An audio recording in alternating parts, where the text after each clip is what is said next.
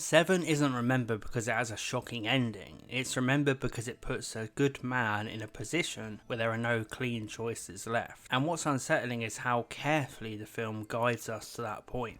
This channel is all about why certain films stay with us long after they end, so if you like that sort of film analysis, please consider subscribing. On the surface, Seven looks like a serial killer film structured around the 7 deadly sins, but by the time John Doe turns himself in, the murders aren't really the point anymore. The real design of his plan is psychological, not just for the detectives, but for the audience watching too. John Doe, played by Kevin Spacey, doesn't want to be caught, he wants to be understood. And more than that, he wants to prove something, that people, even good people, are only moral until they're pushed far enough. Brad Pitt's character David Mills isn't chosen by John Doe because he's reckless, he's chosen because he's a sincere person.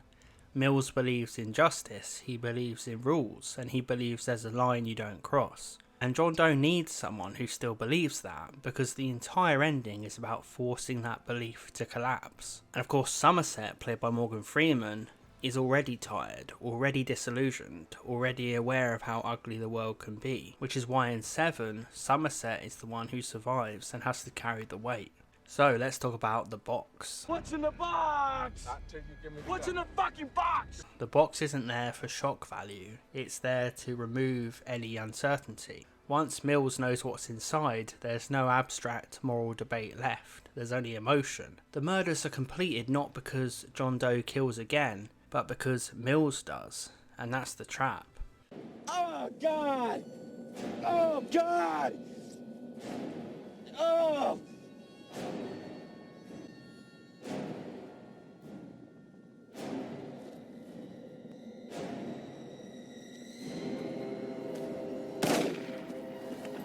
This is where Seven becomes really uncomfortable, because John Doe wins in a technical sense. His plan is completed, his philosophy is proven, at least in that moment. But the film doesn't actually frame this as a triumph. There's no satisfaction, no sense of a revelation, you just feel the damage. Mills is destroyed. Somerset is left carrying the weight of what he just witnessed, and the world doesn't feel corrected, it feels worse.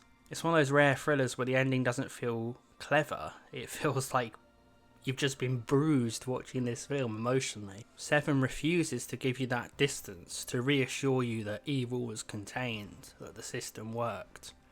In Seven, the city is still broken. The violence hasn't taught anyone a lesson, and the cost is deeply personal. Somerset's final line about the world being worth fighting for isn't hopeful, it's resigned. He says it not because he believes that, but because walking away would feel like surrender.